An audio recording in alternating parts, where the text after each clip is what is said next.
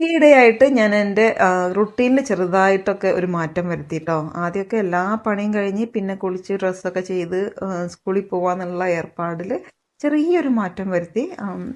നീറ്റാൽ ഒന്ന് രണ്ട് പണികളൊക്കെ ചെയ്ത് പിന്നെ ഞാൻ വേഗം പോയി കുളിച്ച് ഡ്രസ്സ് ചെയ്യും.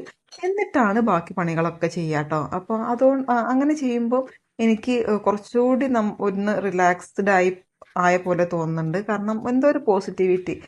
കാരണം നമുക്ക് ഇനി പണി കഴിഞ്ഞിട്ട് അങ്ങോട്ട് പോയാൽ മതിയല്ലോ. പിന്നെ കുളിക്കാനോ മാറ്റാനുണ്ട് അങ്ങനെയുള്ള ചിന്തകളൊന്നുമില്ല. പിന്നെ കറിയൊക്കെ ഞാൻ തലേദിവസം രാത്രി ഉണ്ടാക്കി വെക്കുന്നതിനെ കൊണ്ട് നമുക്ക് രാവിലെ എത്ര സമയം വേണമെന്നുള്ള ഏകദേശം ഒരു കാൽക്കുലേഷനിലാട്ടോ ഞാൻ എണീക്കാറുള്ളത്. ചില ഇങ്ങനത്തെ നൈസ് പത്തിരിയൊക്കെ ആണെങ്കിൽ നമുക്ക് കുറച്ചുകൂടി ഒരു 10-15 മിനിറ്റ് ചിലപ്പം കൂടുതൽ വേണ്ടി വരും. നൈസ് പത്തിരി ആണെങ്കിലും ഞാൻ നമ്മുടെ ഓതൻറ്റിക് സ്റ്റൈലിൽ പരത്തി നൈസാക്കുന്ന പരിപാടിയൊന്നുമില്ല. ഈ പ്രസ്സിൽ പരത്തിയാൽ കിട്ടുന്ന അത്രേ ഉള്ളൂ കേട്ടോ എൻ്റെ നൈസ് പത്തിരി. ഇവിടെ പിന്നെ ഫുഡിൻ്റെ കാര്യത്തിൽ അങ്ങനെ വല്ലാതെ റെസ്ട്രിക്ഷൻ ഒന്നും ഇല്ലാത്തതുകൊണ്ട് ഞാൻ ഉണ്ടാക്കുന്നത് പിന്നെ അവർക്ക് ഇനി ഇപ്പം വേറെ ചോയ്സ് ഇല്ലാത്തതുകൊണ്ടായിരിക്കും. കാരണം ഇനി നൈസ് പത്തിരി വേണം എന്ന് പറഞ്ഞാൽ പത്തിരി പരത്തിയിട്ട് നൈസാക്കണം എന്ന് പറഞ്ഞാൽ എൻ്റെ അടുത്ത് നടക്കൂല എന്ന് പറയുന്നതുകൊണ്ടായിരിക്കും. ഇവിടെ ഇതൊക്കെ ഓക്കെയാണ്. പിന്നെ ഞാൻ കുറച്ച് സ്നാക്സ് ഉണ്ടാക്കുന്നുണ്ട് കേട്ടോ. ഇപ്പം കുറച്ച് ദിവസമായിട്ട് ഇതൊരു സ്ഥിരം ഏർപ്പാടായിട്ടുണ്ട്.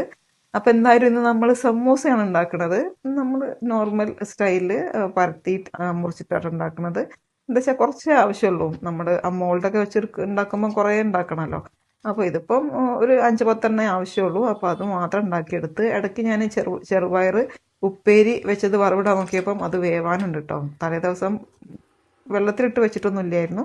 അതുകൊണ്ട് തന്നെ അത് വീണ്ടും കറണ്ടിൻ്റെ അടുപ്പിലേക്ക് വെച്ച് ഒന്ന് ടൈമർ വെച്ച് സെറ്റാക്കി. അപ്പോഴേക്ക് പത്തിരിയും സമൂസയും ഒക്കെ റെഡിയായി.